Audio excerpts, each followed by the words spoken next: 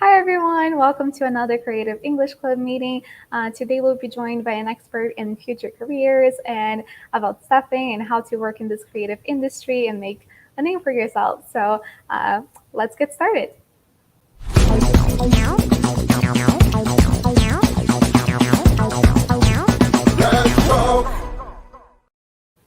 If you're new here, we have meetings every week where we strive to practice our language skills in English and meet people from all over the world. So not just from the US or the UK, but from all over, people who speak English natively or speak another language, so we can connect with people globally and also practice our skills so we can develop that international career everyone's aspiring to. So before we get started on introducing our mediators and our guests, just a quick introduction of myself. If you're new here, I'm Mari, and I'm usually hosting these sessions. I am a marketing student in Canada right now. And without further ado, I would like to introduce our first mediator for today, which is Bia. So Bia, if you'd like to come here, introduce yourself. Hey Mari, hey guys, I'm Bia Shizawa. I'm based in Curitiba and currently working as a junior art director for Africa São Paulo. I think that's it. Amazing. Can I get Carol?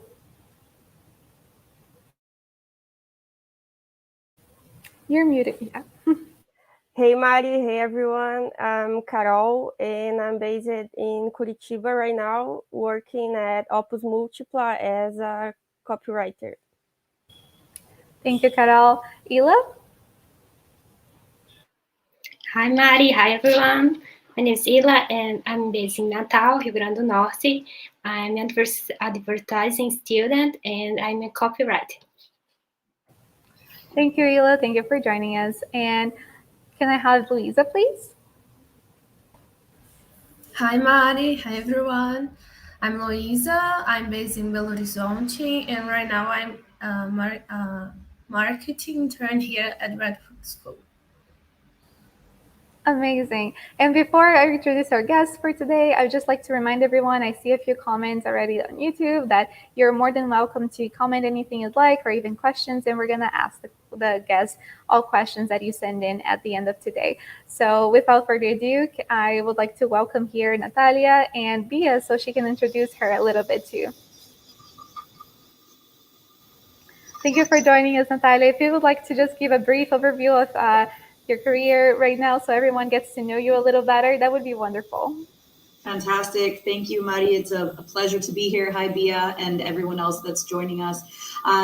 So just in a nutshell, I work for a company called Robert Half. We're one of the top 5 global staffing agencies in the world. And before Robert Half, I was a creative. Like most of you on this call, I was a graphic designer, I was a photographer, and then I got into all other facets of creativity and marketing, even digital marketing. And then I decided I'm pretty good at this, but I can be better at connecting people to jobs because I just have this ability to speak not just 2 languages, but also speak the language of creativity and business. So fast forward to 7 years later, I developed a team in Miami of recruiters that were known for finding the best creatives in Miami and connecting them with advertising agencies, global corporations like Viacom, like Norwegian Cruise Lines, like Royal Caribbean, that required a high understanding of advertising, creativity, marketing, as well as digital. And I took some time off to explore the world of startups where I was focused on bringing creatives from all over the world to the United States through remote work. And this was throughout the pandemic. So we're talking about 2020 to 2021. So I was the president of a startup called SheWorks, focused on bringing women creatives from around the world to the United States. And I decided this is not for me. And we'll get into how that is so important to know what is for you and what is not. But today I work for Robert Half doing technology for the people that are the recruiters and the people that sell the services of recruitment to companies. So I get to design the artificial intelligence and the technology that goes behind the matching of people. So it's a really interesting pivot and change in career path.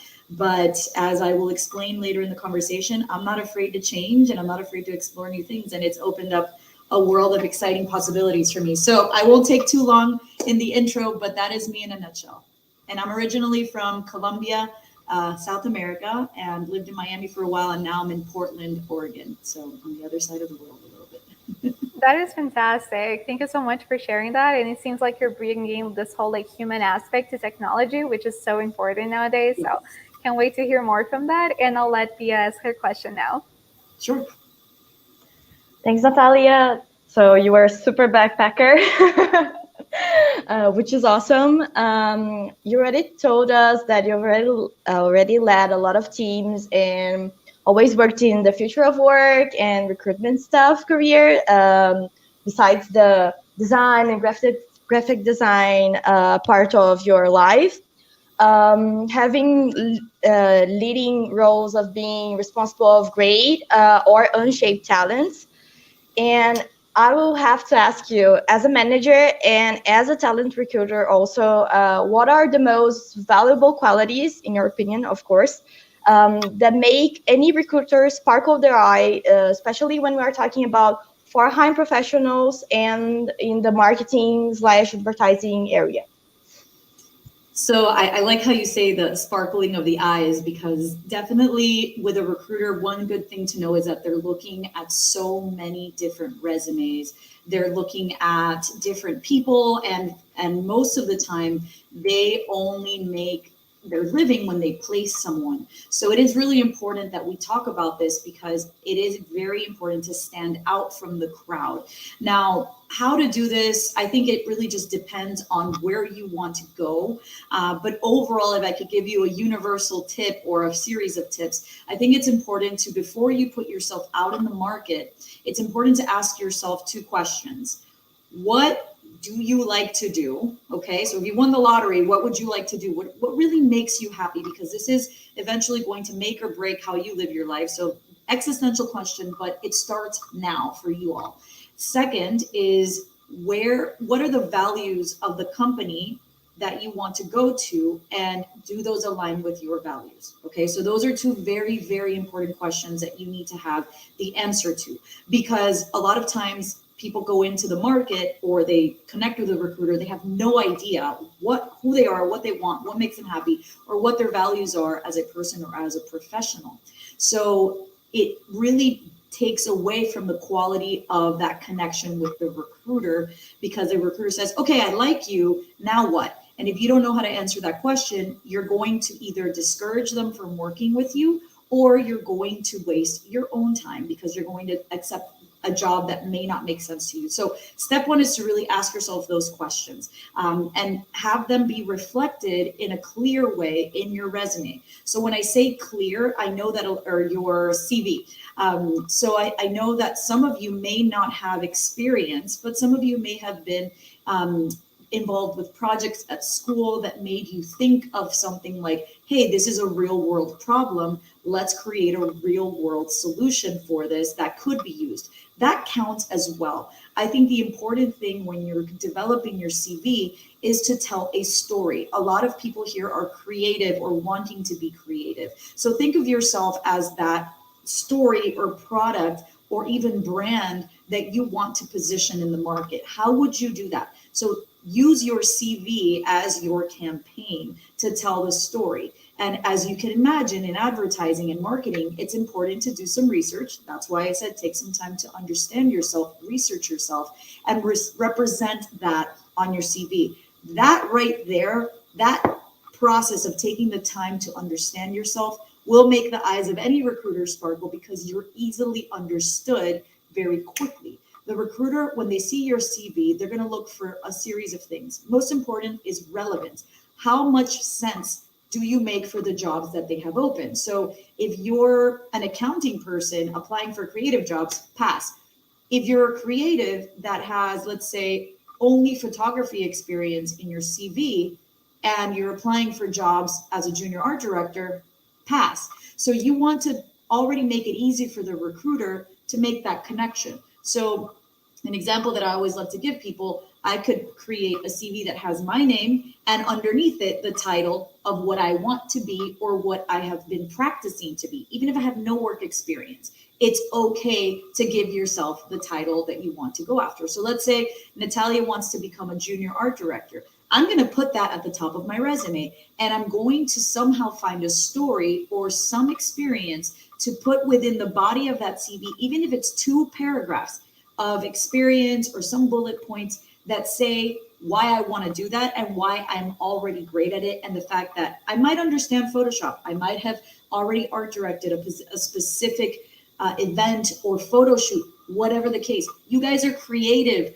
Bring that into your CV. So I would say definitely know yourself, know what you want, and then the values that you really develop throughout this process, keep them in mind. Technical skills and experience are important, but soft skills, the culture that you want to be in, it's important to also portray that in your CV. So if you're very outgoing and organized, or you bring together a lot of people to join together for an idea, those soft skills are really important, because a lot of companies now are focusing on making sure that they include this in the job description and in the requirement. So a good recruiter will also want to know about your soft skills. So that's, I call them values, because typically your soft skills are linked to who you are as a person.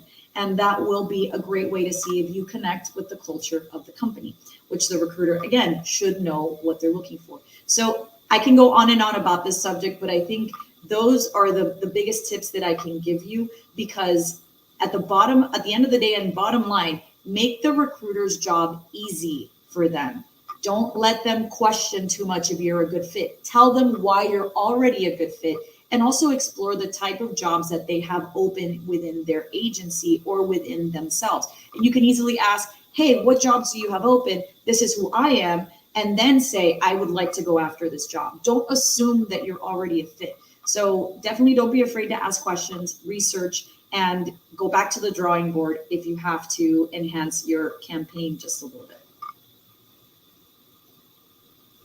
Perfect. Super valuable tips. Thanks a lot, Natalya. That was a great question too, Via. So thank you for that. I love everything you said.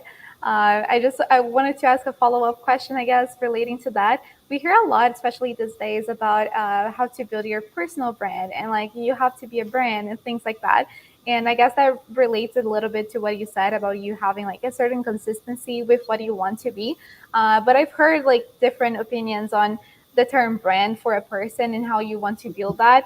How do you view that? Is it like important for you to view yourself as a brand, for you to have something consistent to reach your career goals, or is it important to also keep something a bit more personalized and have those like differences that I guess everyone has? Like, no, it's very hard to find someone with a single focus, even if you might have your priorities career wise. Sure, that's a great question. And I love that you're asking that for this particular audience, because building your personal brand is something that you start doing that from the moment you're born, and it'll never end. Okay. So it's a lifelong quest that I think once you see it that way, you are immediately open to evolving and unfolding and changing, because change is really the only constant.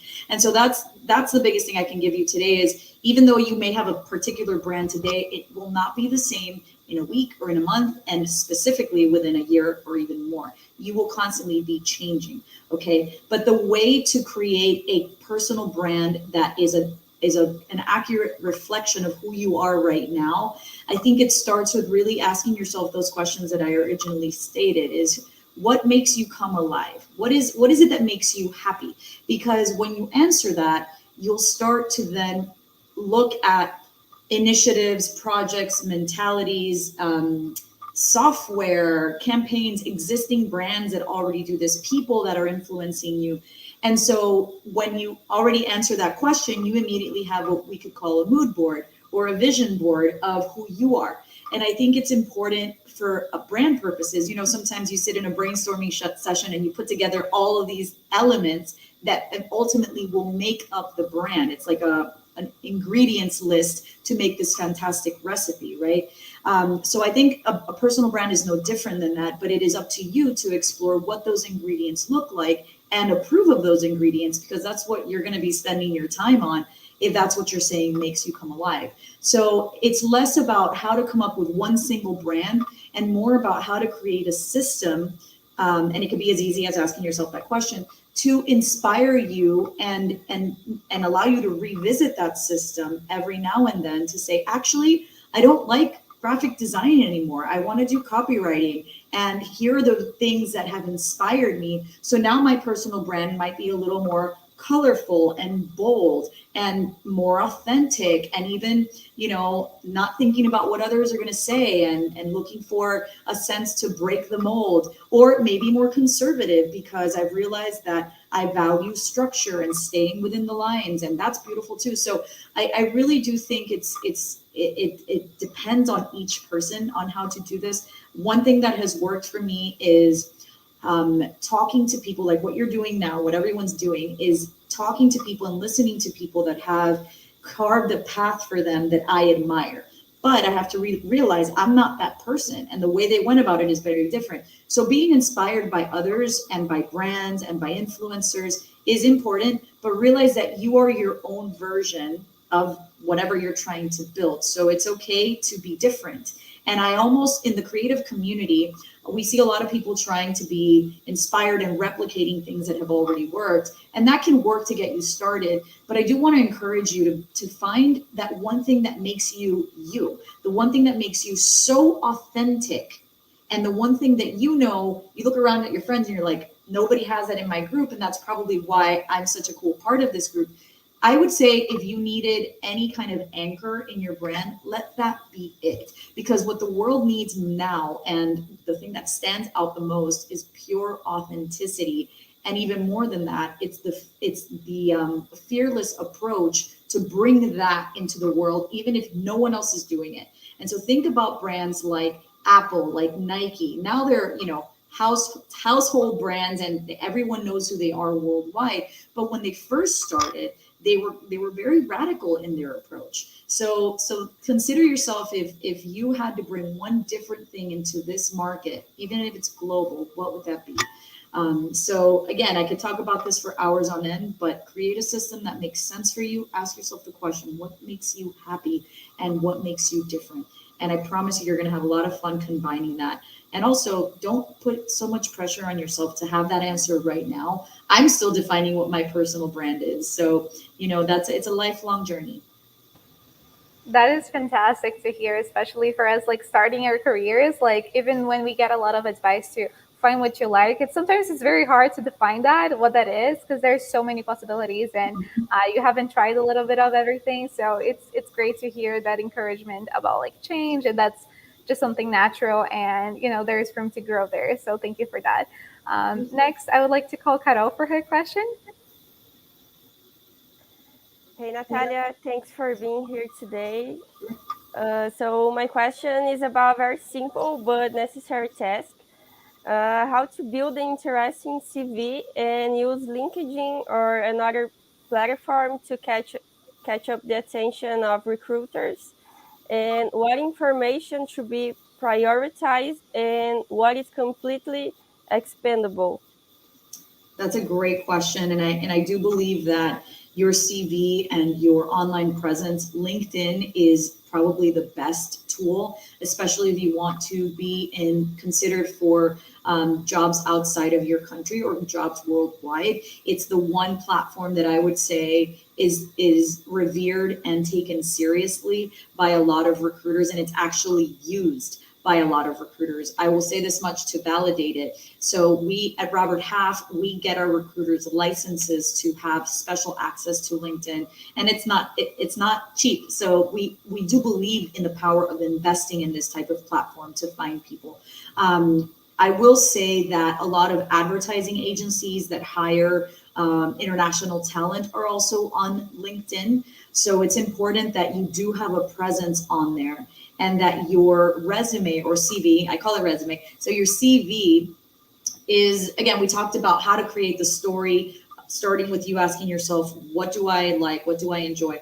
And then telling that story on your CV. Now, a lot of you may not have written a CV before, or you might have one and you think, oh, this is wonderful. And then you realize, oh my goodness, it doesn't tell the story the right way. So I think the biggest advice I can give you is that the resume, the CV, and the LinkedIn page have to mix. It's almost like they have to be twins, but in their own way, right? So the CV is going to give specific details to a recruiter about your work experience in a, I would say in a detailed manner where you're talking about, especially if you have work experience. If you don't, if you just have school experience, that's okay too. But things to put in your CV that may not have to go on the LinkedIn page are, for example, I created a campaign that actually was used by a company, or and here's how they used it. Or in my entry-level job, I created a product that was actually launched by the product team of that company. Or as a copywriter, I created the slogan or the tagline for a product, and that tagline is on a billboard. So you want to show the impact of what you have done, even if it's a project or even if it's an actual job that you did. You definitely want to talk about impact. So the CV is a fantastic way to do that because people sit with your CV. So on your LinkedIn, it's almost like that's where they find you first, because that's what is tied to the search that a lot of people are doing. So it's like the Google of talent, right? So think of it that way. So they're probably going to come across your LinkedIn profile before they actually decide to sit with your CV. So think of it this way, and I hate to put it in these terms, but it's going to make sense. So like LinkedIn is like a dating app, and so they find you and they're like, oh wow, swipe right, connect, and now I really want to have a first date with you. So that would be your CV. Okay, so think of the types of conversations you have when someone connects with you for the first time on a dating app, if you're familiar with that, and then think of the type of conversation that you would have on a first date, okay, where you have their attention, even if it's for maybe 30 minutes, or even if there are other distractions and they're not into you, you have more of a window of opportunity to give them more details. So I would say make your LinkedIn attractive in that, have a clear picture of you. I'm not saying attractive, ugly, pretty. It's clear that they can see your face, your hair looks nice, you're groomed in your own way. And it could be, if you have crazy curly hair, I love that. Do it, but do it in a way that it's not interfering with your face. If you want to wear makeup, do it in a way that represents who you truly are. Even if it's loud makeup, if you have tattoos and piercings, great. The more the merrier in some cases, but make sure it is an accurate representation of who you are, and that the quality and lighting of the picture is good, right? That you're not holding an alcoholic beverage in your hand or you're at a party. I think those things are just, be mindful and professional about your appearance, but let's still honor your authenticity. And I hope that makes sense, because it's an interesting blend to keep in mind, because you can be super creative and super different looking, but always be professional. I think that's the biggest thing. In terms of how to make it attractive with words, make sure you have a very clear summary, because LinkedIn will always ask you, what is your summary? Your professional summary. And I think you can do that also on a CV. I think it's very wise to do that. Keep it short and simple, and make sure that if English is not your first language, make sure that you run it by someone that does speak English properly and can correct the grammar, so that you are showing up in a way that is attractive to people and they can understand it. Now, I would also say, if English is not your first language and you still have a fantastically written professional summary, make sure that you specify that English is not your first language, okay? That you can, and don't be afraid to show what your limitations are, because let's say there's a Portuguese speaker on their team who happens to be the art director, and you can communicate in Portuguese or Spanish if that's what you speak, or French, or whatever other language. Like, don't be afraid to say what your limitations are, because one thing that a lot of people do is they say, yes, I can do all of this and I can speak perfect English. And then when they interview you, they're going to find out real quick. So you don't want to catfish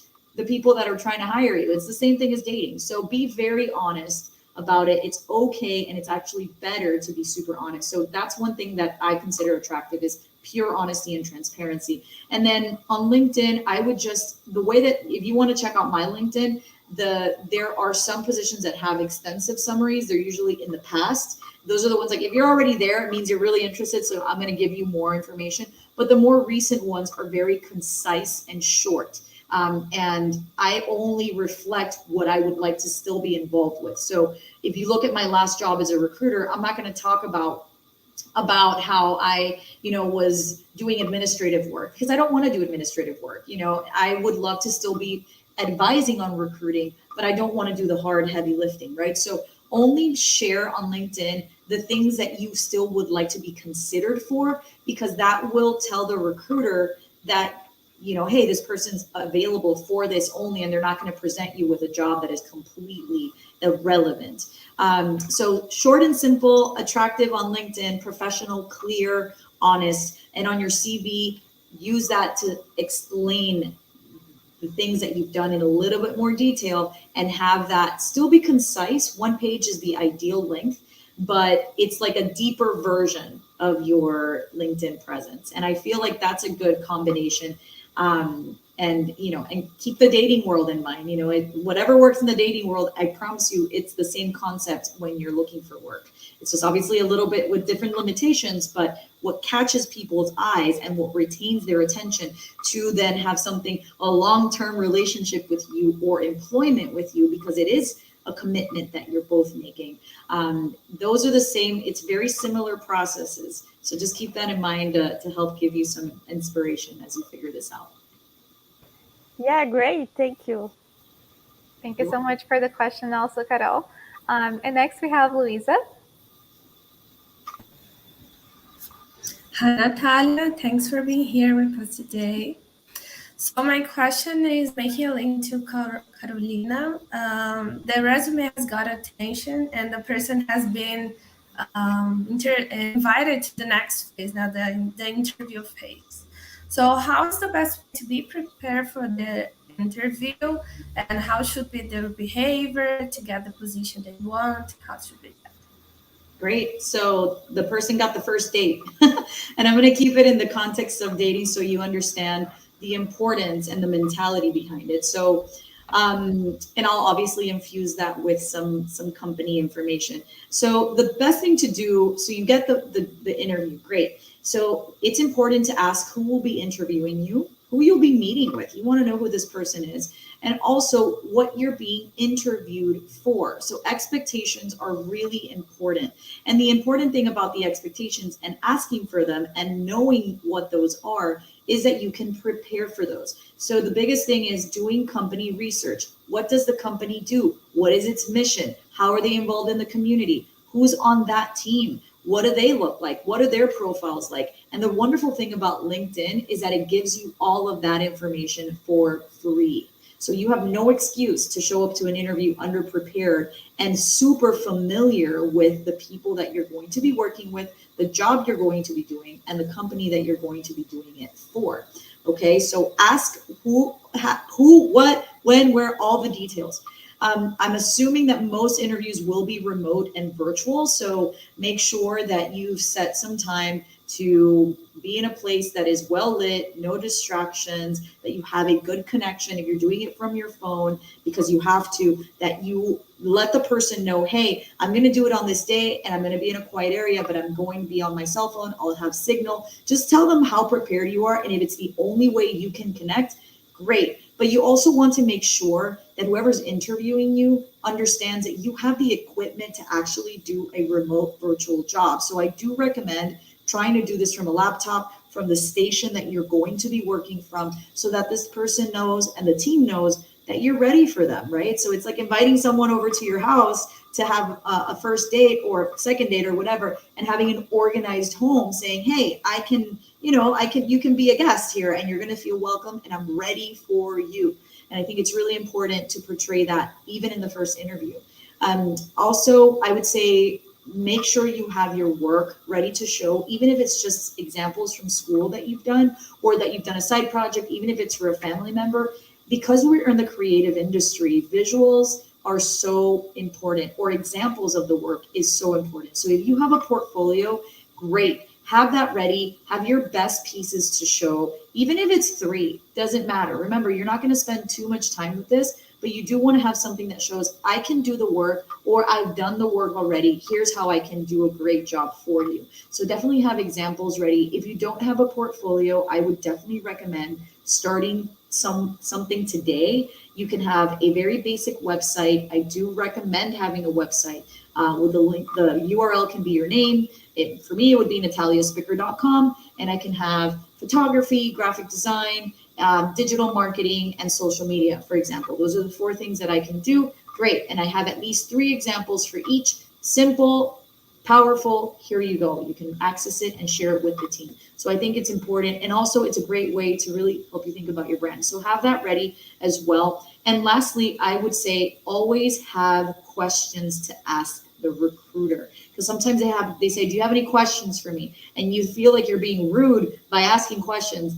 On the other hand, it shows lack of preparedness if you don't take the time to ask questions. And to some recruiters, it might show lack of interest, because let's be real, you don't know it all, okay? And by saying that, even if you don't mean it, it might just imply things that may not be attractive. So have at least 1 or 2 questions about the company, the team, or even for the recruiter themselves. Why do you like working here so much? Or what is it about this company and team that is so attractive to you personally that you have chosen to represent and search for this role? Basic stuff, but it will also tell you more than what the job description is telling you. So those are some tips on how to prepare for an interview.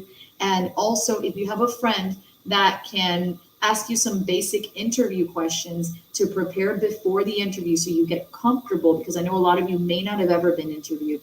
It's really helpful to hear yourself say these answers out loud so that you can answer concisely and not take too much time in answering the question, because I think that's also something they look for, and you want to give them enough time to ask everything they want to ask you. So definitely practice before you show up.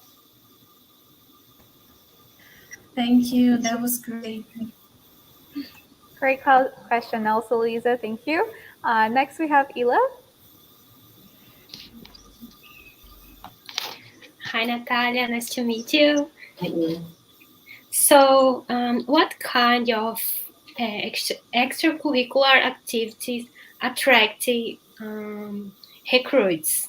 Extracurricular, for example, content creator, awards, authorial works. This is very important. How is important? That's a great question, and I'm a big fan of extracurricular activities, especially for people in the phase of life where most of the folks that are listening to this are in. So, what kinds of extracurricular activities? I would say anything that is relevant to the type of work you want to do.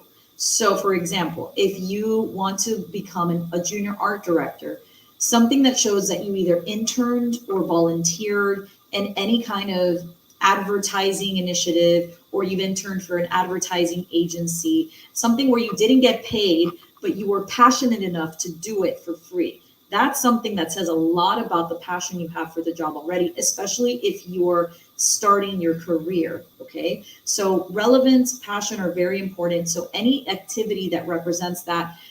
Let's also say there was, I would say even opportunities like what we're doing now. You sat on a panel of interviewers that interviewed a recruiter, or even like Mari, you organized or coordinated an event that helped younger creatives come into this new world with the right information. So, if Mari, for example, was applying for a job as a manager, it shows that these events take time and they take a lot of skill to put together. So if I was a recruiter, I could say, well, Mari put this on time. She had the speaker identified. She made sure the speaker got everything ready. So anything that shows the soft skills and relevance of the job. So call it whatever you want. There's no right or wrong answer to this. I think it's more how it's connected to your big picture. So I think but like I said, some examples are internships, community or like organizations that cater or are focused on those types of groups. In the United States, we have AIGA, we have the American Marketing Association, we have the American Advertising Federation, and a lot of these organizations, I'm sure in Brazil, you may have things that require volunteers, and they love people that are starting their career because you're passionate, you have so much energy, and so it's the perfect kind of volunteer. So I would say anything that also is going to give you exposure to people that are like the people in the company you're interviewing for. So if you're part of these organizations and you've been a part of them for quite some time, and you're exposed to creative directors or agency owners or managers, and you've shown a lot of good performance in these organizations as a volunteer, it says that you click with this kind of culture, right? Or at least you click with the kind of people that you're probably going to be working for. I would also say extracurricular activities that give you the skills, the hard technical skills to do the job. So for example, if you're a volunteer photographer, or if you're a volunteer content creator for your family business, or for a big company that just, doesn't have the funds to do a specific project, but you help them open up that part of it because you volunteered. So anything that maybe your school would be able to connect you with. I know some schools do a lot of classes where they're like, we're going to connect you with this one company and you're going to do a small project for them. That's considered an extracurricular activity because you're not getting paid for it and you're doing it outside of your regular school or work hours. So I would just say definitely something that shows that you have the technical skills, the passion, and the personality to thrive in an environment that could be very similar to what you're interviewing for. I think that's going to be something that they pay attention to. But more than that, it's how you tie that in. It's the connection that it has with what you're doing. So let's say if you were doing something that was related to legal and law, unless it was doing law or legal things for an advertising agency, it may not have a lot of relevance, right? So just think about the connection and let that be what guides you in terms of what you choose to do and where you spend your time. Thank you a lot, Natalya. You're welcome. Thank you for the question, Ila. And now we're going to have Bruna here to ask her question.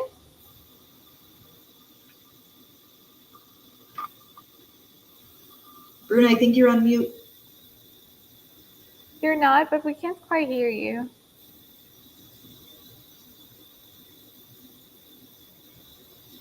No, not yet. Try to unplug your headphones. And now you're on mute.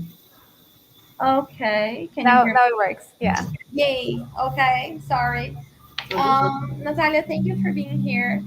My question is a little more personal for us, of course. Yeah, I want to know how to prioritize and talk about the soft skills and personal qualities that we should highlight on our LinkedIn or resume without getting cliche or boring, or arrogant even. Oh, that's a great question. I would say that it depends on what it is you want to show up as, right? And that is usually the role. So let's say Bruna wants to position herself on LinkedIn as a junior creative director, or let's call it a senior copywriter. And I think it's important to start there. So it's okay, that's your North Star, that's your mission, is to become this, right? So and it's not to say that every person that's aspiring to this has the same soft skills or is going to need the same soft skills, because every group is different, every company is different, every brand is different, everything that you're trying to copyright for is different. I think it's important to really understand where you're heading. So like, let's say you want to be a senior copywriter for an advertising agency in the United States that is catering to, let's just say, US general market, or actually US Hispanic or Portuguese people that have come to the United States. I'm just giving you a specific example. It's important that you know what you want to do as a senior copywriter and what you want to be writing about, right?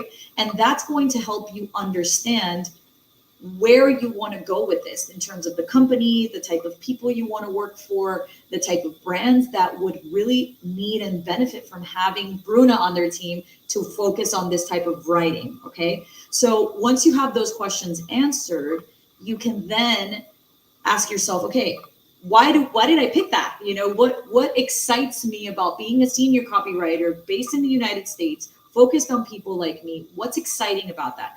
Oh, it's exciting because I get to think outside the box. So highly creative. I also get to be innovative. I also get to tap into my culture and blend that into this culture, which means, repurposing it or understanding cultural nuances. Can't think of a word for that, but you get what I'm saying. So an interpreter of sorts. I'm trying to think of as many soft skills that come to mind, but you get where I'm going with this. It's really just understanding the why behind why you want to do this job, okay? But also what is it that already excites you and that you already have in terms of a soft skill? And then I would say before deciding what to share on LinkedIn, I would say research any companies that come to mind. I'll give you this example. Let's say you want to be a senior copywriter for Nike. Nike is based out of Portland. And in fact, a ton of different ad agencies work for them. And as you can imagine, Nike markets to people around the world. And I am sure they have an opening for a senior copywriter targeting people in Latin America, specifically people from Brazil. Just giving you an example. It's important to look at people in Nike that are in LinkedIn, that are a senior copywriter, and can potentially either have a conversation with you on LinkedIn, or you can look at their profile and say, wow, this person's extracurricular activities are this. This person mentions this soft skill. I have that soft skill. Wow, okay, so now I've made a connection of what this person that already has the job that I want is bringing to the table. Now, I would also say it's not about copying the person. It's about using what's working, which is really important here, but also bringing your own twists of things. So don't be afraid, even if you don't see a particular soft skill like innovation or strong communication or, administrative skills, which are not typical, or may be left to someone else to do on a team. Don't be afraid to bring those in, because what I've seen now is that a lot of companies really do admire and benefit from creatives that can operate outside the box, not just with their thinking, but with the skills that they have. So if you have a creative that's really good with numbers, that's an amazing benefit to have. And it's not something you should shy away from. Just be sure that you understand how to tie that into the big picture, because you don't necessarily have to work with accounting or finance, but if you're part of a pitch and you're good with numbers, you can throw a statistic out there about how, for example, if you used video messaging to complement your copy, that people are 60% likelier to respond to it, for example. You see, so if you can infuse soft skills that are very unique to you and make sense to the advertising world, now we're talking, because that helps set you aside. So for me, one of my soft skills is that I can speak 2 different professional languages. I can speak creativity because I'm a creative, but I can also sit in front of any client in a company and talk about their budget and how that budget fits into hiring a creative team, or even hiring one creative to make it happen, and how they can save money on that. So you see how those 2 things intertwine, but I'm not putting myself in one category. So if you have soft skills that are a little bit different, I would just make sure to mention them, but also make sure they make sense for what that company that you dream of being a part of has, how it can benefit from it, and how it, might fit into what their culture already looks like. So back to the whole researching thing, it's important that you do some research. I think that relevance is the key word here. How relevant are your soft skills to the job and to the people in the company and to the company itself? Amazing, Natalya. Thank you so much. You're welcome. That was an awesome question, Bruna. Thank you. And I love when you speak about business languages that you speak. It's like so interesting to even hear that term. Like that makes a lot of sense in the business context, even like considering how different it is to talk about creativity and to talk about like the more administrative parts of things. So well, and to that point, Mari, I just want to say, creatives in a company, if you're a very creative company or an ad agency, you understand, they understand creatives get to be the ones that just come up with the amazing ideas, and you're supposed to be out there, and there's a team that handles all the numbers. But if you're a creative that has an understanding of the impact of a campaign on the company, or what they call the bottom line, or the revenue, or the money, let's call it, if you can connect it and say, I think this campaign, this photo shoot, this brand, this logo, this copy is going to attract the attention and make more people buy, now you're talking a language that most creatives don't know how to speak. So if for some reason you're interested in that, don't be afraid to show that or share that in a way, again, that makes sense and honors the core of your job as a creative. But more and more companies really value these people, because you can sit in a meeting as a creative with a financial person and really have a very interesting conversation or even with a creative director who has to think financially in terms of the budgets. They have to respond to all these other people in the company that are asking, like, why is this campaign going to make us money? You see, so if you can stretch your brain to think like that already, you're going to be a great candidate for a leadership position or a position that is exposed to other parts of the company. Because some creatives want to stay in the creative and they just want to be with their headphones on, just creating. That's amazing.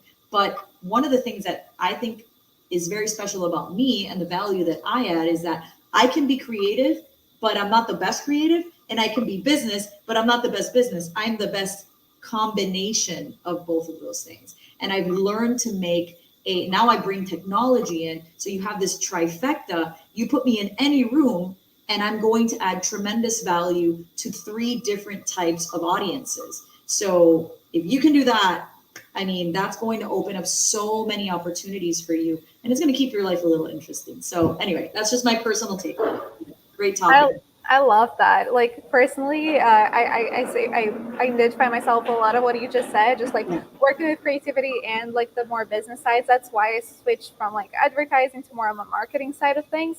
So it's very inspiring to hear that. And now I'd like to open the floor to some questions from the audience. If anyone has any questions that to send in the comments, you're more than free to do that, and I'll read them out loud here so we can answer. And in the meantime, just to see if anyone has any extra questions, I would just like to ask, we talked a lot about LinkedIn as, you know, a platform that can be very useful for your career. But on terms of other platforms, I know some people keep a very strong online presence these days, and with things not related to their job persona, like I know a lot of people are also insecure about what they can share, considering it's public spaces, right? We have the digital footprint and everything. Like, should we be concerned by that kind of like by those type of things? Are recruiters going to look into your personal socials and maybe like make some judgments based on that, or do you think things like should be kept separate and people should just like not worry about that? That's a really good question, and I'll share this with you all. Our generation, well, I'm a little bit more mature and older than you all, and I say mature in years, not by any means by behavior. I've been around longer than you guys have, and even my generation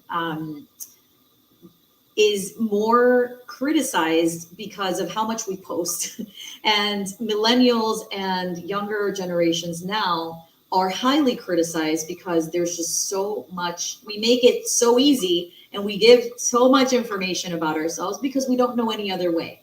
Okay, so I'm just going to say that. And, you know, it's interesting that our parents and grandparents, they have all these stories, but they were a generation that's not as criticized because guess what? Social media was not present when they were younger. Probably a good thing, right?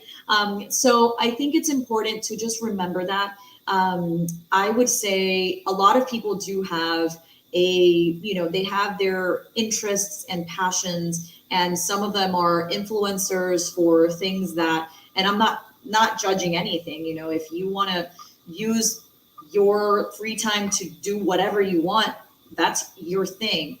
But I would say bigger companies and advertising agencies, even smaller agencies that have really nice brands, might take the time to get to know you as a person. If they're going to be investing time and money and energy in you, and you're going to be representing them in a brand and interacting with the brand's team, or even interacting with other people on that team, they want to make sure that as a person that you fit culturally. So some people will look at your social media, and if it's public, guess what? If there's something on there that, let's just say, might confuse people or might make them question, why is this person investing their time in that when it has nothing to do with what we represent or with what our people are like? I'm just saying, think of those things. And I'm not giving one example in particular because that can mean so many things. You know, I'll give you an example. Some companies might be pro guns. They might be a gun manufacturer, you know, and there might be a company that is against guns. And let's say you have a gun collection, which I have no problem with personally, but you see what I'm saying? It could be something that throws off the recruiter. So if you have a very, let's just say, particular interest that could be controversial and is not, let's say, widely accepted, even if you're very spiritual, I can be very spiritual, and I try to make sure that the content that I post about how I see life is a little more on the neutral side, just because I want to be mindful. I'm posting it publicly. My company is a publicly traded company, and I'm also the person helping design technology. I keep my posts on LinkedIn, which you may or may not have seen, very, very general, very universal, but you can tell that there is a passion that I have for optimal living and being a good human, right? So I don't go too deep into that, but maybe in a personal conversation, when someone asks me about my interest and I feel that that's a safe place for me to talk about it, then I do that. So not to get too far into this conversation, I would just be mindful of what you share, mindful of what is public. And if you were a recruiter looking at your profile, would you want them to see that? And if the answer is yes, leave it open, because guess what? Maybe you're like, well, the company that I want to work for values, this type of person, and that's what I want to be a part of. Then great, leave it, because it will turn on the right people and attract the right people, and it will discourage the wrong people. So, I would just say, ask yourself that question first before you continue to share a specific type of content that is, specific to your passion. But yes, companies and recruiters will sometimes look at your social media profiles. So if you're not sure, put it private. They cannot, they shouldn't be requesting you as a friend immediately, and they might later down the road. So keep that in mind too. I don't add people from work on my personal Instagram, not because I have something to hide, but because there's a sense of privacy that I want to honor. And I don't want to be censored in how I show up with my personal network. So I do believe that it is important to keep those lines and boundaries very healthy. But for what's public, just remember, everyone can see it. Okay. So if you're really proud of it, go for it. If you're not sure, you might want to take it down or put it as private. That's great advice. I'd like to call every one of our mediators also back here. So if anyone has any extra questions, they have a chance to ask. But so far, we've gained so many great insights. We've got a few comments about great advice. So I'm sure everyone, even looking back at this conversation, because the recording will be posted on YouTube and you can check back later. We'll take a lot away from this conversation. So that's great. Does anyone have any extra questions?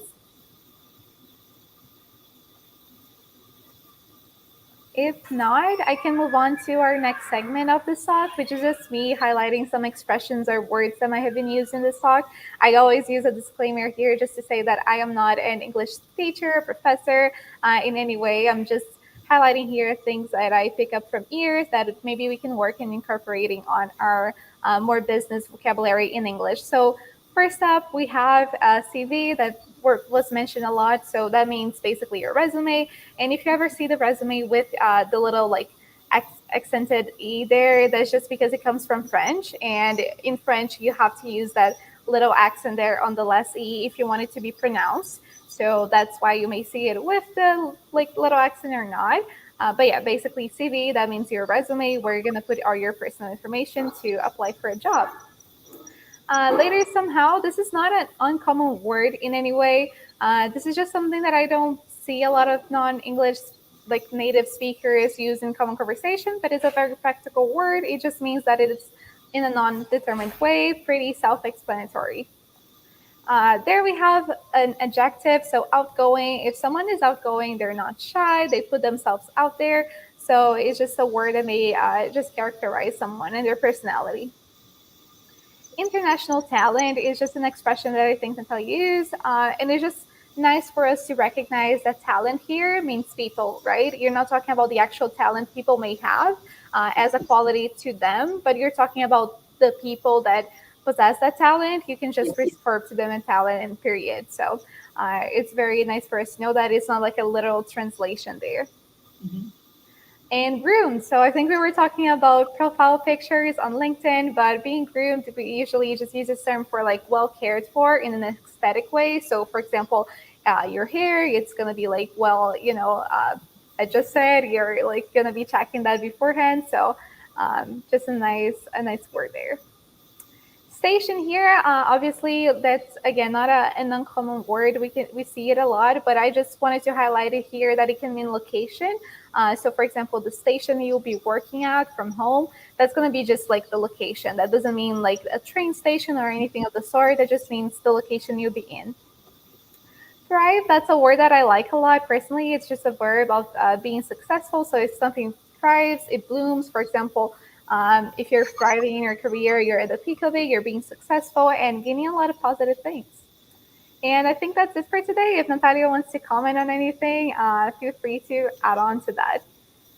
Thank you so much, Mari. I love the touch at the end where you actually bring all those words in, because to me they're second nature, but I understand that some people might not understand them, and they are used quite frequently in LinkedIn and throughout recruiters when they explain something. So I love that you did that. Thank you. I just want to say that it's an honor to be that person or one of those people that is showing you what the world looks like on this end in terms of what to expect, how to prepare for it. And I always tell myself, be the person you needed when you were growing up. And that's something, and not just as a kid, but as a young adult, trying to find her way in the advertising and creative world. I was very lost and I didn't have this. So Mari, thank you for including me here. It's honestly such a pleasure to be able to come back and tell you guys what's worked for me, but also what's working for a lot of other people that are successfully finding work. And lastly, I want to say that if you can dream your dream job, it is out there. Okay. So do not give up. Okay. Do not give up. I want to tell everybody here, go after the one job that you want. And also ask yourself why, but it is out there. If you can dream it, it is out there. And if you can't find it, then that's where you really need to figure out what's missing in that journey, in that search. But I promise you it exists. There are right now 11 million jobs in the United States, and there are not enough people out there who are willing to work, and there's a disconnect. And so this conversation is what is missing more. It's the insights that help you position yourself as not just a great candidate, but someone that really knows what they're looking for. So anyway, I'm really thankful. I wish you all the best. And if you want to find me on LinkedIn and connect, I'm happy to always stay in touch. Those were amazing, very inspiring, finishing words here for us to close off the session. So thank you so much for that. Thank you for being here. It's so important for us, like young creatives and even people who are just trying to make a shift in their careers for the better, to hear all of that. So thank you so much for everything you shared with us today. And thank you everyone who's participating here as a mediator, asking questions. We know it's not easy to throw yourself out there, but we really appreciate it. And if you're watching from YouTube or Facebook or even later on, if you're wondering the way you can actually be here and ask the questions and connect with our wonderful guests every week, it's very easy, just being a part of the Redhook creative community. And then it's just a matter of scheduling. If you have a comfortable level of English, you can be here and be talking with those wonderful guests that we bring in every week. So thank you again, Natalya, so much. Thank you for everyone being here and watching. And yep, I'll see you all next week. Thank you. Bye. Thanks for the great questions.